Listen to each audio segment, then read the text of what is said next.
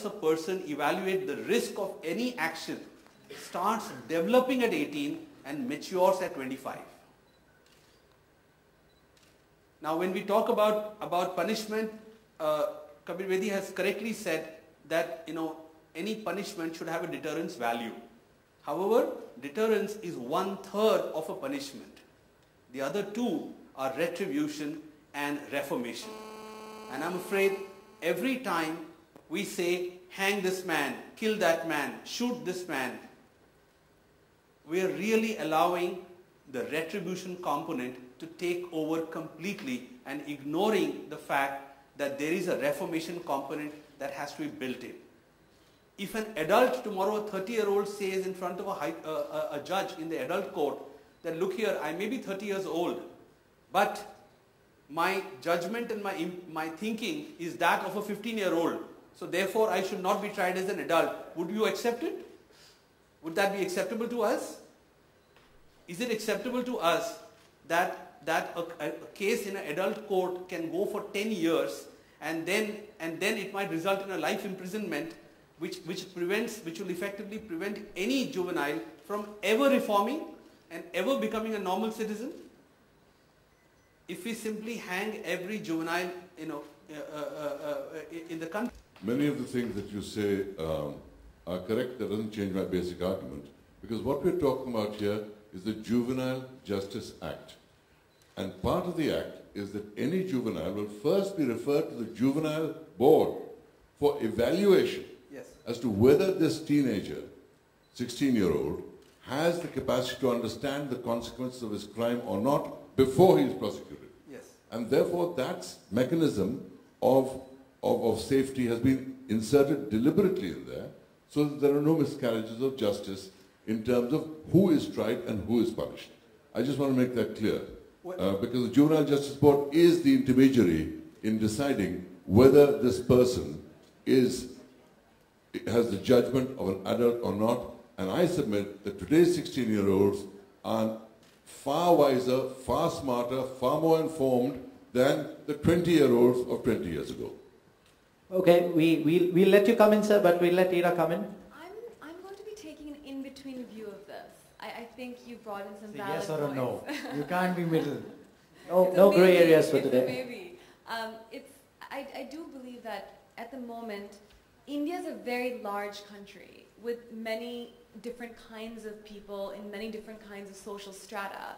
So I don't think that one rule which we can apply to even a city like a Delhi or a Bombay, there's then rural India.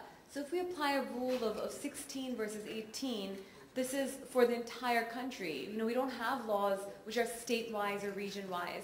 And so I do think taking the diversity of this country, taking the fact that we really are changing at a very, very fast pace. Our society is changing really literally at cyber speed. The kind of things that happen today with technology, with mobile phones, with the internet, with infrastructure, with road connectivity, planes, trains, whatever, is really in some way, as you said correctly, that kids today are far wiser and far less protected than they were 20 years ago, and far more informed. So I do think that what we need in place is a case-by-case basis. Now, looking on the other hand, look at the Nirbhaya case. It was that juvenile who performed the most heinous of the crimes, if you look very closely at that rape. So does that young man deserve to be punished? Yes. And on that point, if you look at the juvenile centers that we have, the reform centers that we have, they're in awful condition. So if we do take a 16-year-old, do we really feel like he's going to get reformed? If he does get a 2-year sentence at a juvenile center, do we really feel like he's going to come out not being a criminal? And that young man will then end up being a menace to society for many years of his life.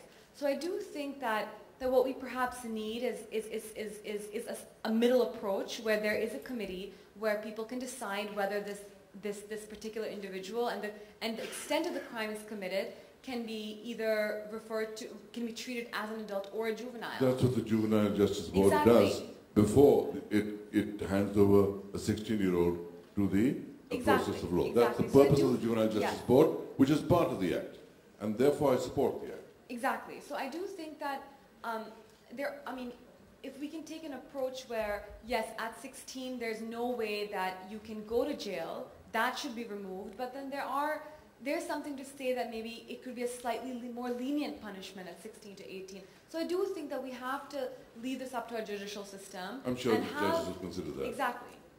Okay, so this side of the bench is becoming pro, and we have Sir there with his views. But Abhay, you would like to come in and share something from your side? It is becoming actually one side versus the other. Good debate. Yeah, I have an issue with it because one, I think it's a shortcut. It's, the problem is that the rule of law doesn't exist. I mean, what makes you think that adults who anyways today, if they committed something like a rape, are going to get the severest punishment? Yet adults keep committing those crimes. So what guarantees that a 16 and 17-year-old is going to listen now that the law has come down, they get the same punishment as a 32-year-old. The 32-year-old doesn't care about it. Why would the 16-year-old care about it? That's my one problem with it. Okay, so if someone wants to commit a crime, he or she is going to commit a crime. The rule of law needs to exist. If there's a rule of law, why do we pay all our taxes? Because we know we'll fall into trouble tomorrow if we don't. Because they are effective about making sure that we do. So if they're making sure and effective that anybody who commits a crime, rape for example, will get punished, it'll be expedited, it'll go through the courts really fast, they won't commit that crime. You don't need to change the law, you need to implement the law.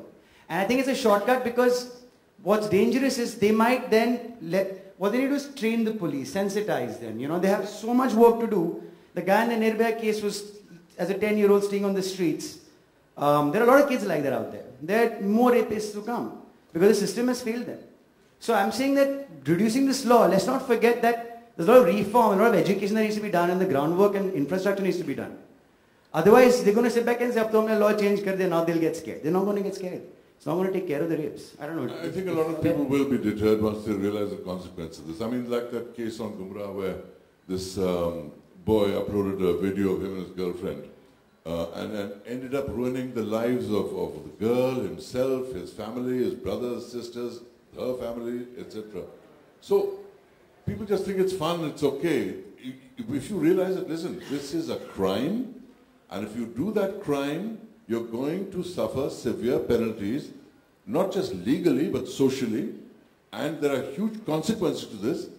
People will stop and think 10 times before texting anonymous like that. Not that it doesn't happen, but the thing is, once people are aware of the severity of consequences, I'm sure a lot who might have done it won't do it, and there's no way of measuring that except common sense. No, sir, but then why are there so many rapes still going on in our country? You can't prevent rape, you can't prevent crime. It's a question of how much You you could, diminish it Okay, I need and to how come you in here. punish it. One is looking at the micro picture, one is looking at the macro picture. So it's a question of the bigger one. He kept raising his hand and he was like, okay, I'm listening to this. So I'll have to come in between both of you. This discussion will go on otherwise. But sir, 16 years old, 17 years old, in recent cases, have been involved in crimes that were unheard of in our country from a long time. So do you think that the way you're looking at the situation where you say, no, a child is yet a child, but what about by case? So that one case could be Exactly. I do specially think done. that it needs to be case by case and also adult. But I understand the Juvenile Act is going to be a blanket, okay, 16 is an adult. That's as I understand it, right? No, there's no It's not really allowing right. space It will go to for... Juvenile There is, Justice there Board. is, The It yeah. Juvenile will first go to the board. Yes.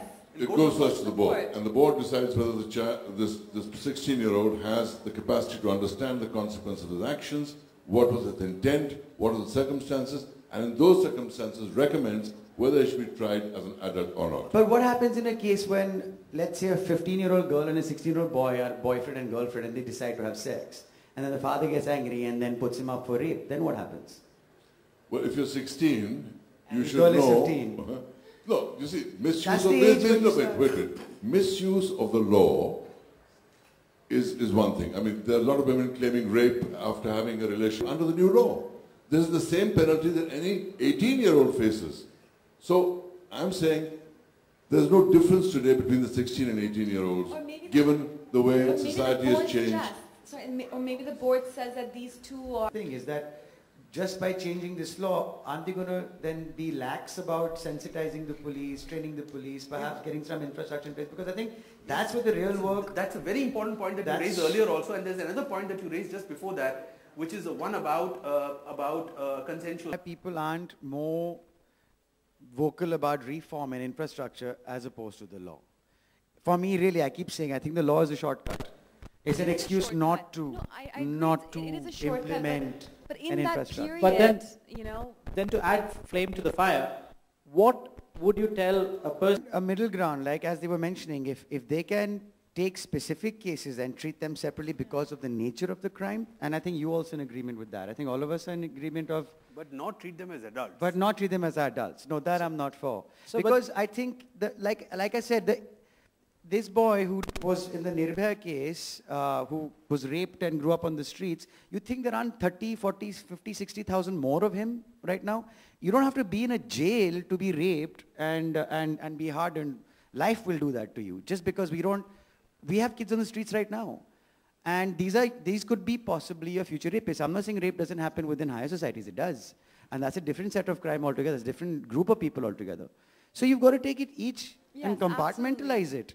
But And you one of the problems is that, you know, they grow up in such environments that they get hardened by the time they're 16, but 17. unfortunately, law is universal, and we cannot compartmentalize Yeah, I'm not law. saying that. I'm That's saying why there are various things, but I'm saying that one of the issues we do have is poverty. You know, it's a breeding ground for all sorts of criminals. Why are we not addressing that? Because everything is connected at the end of the day.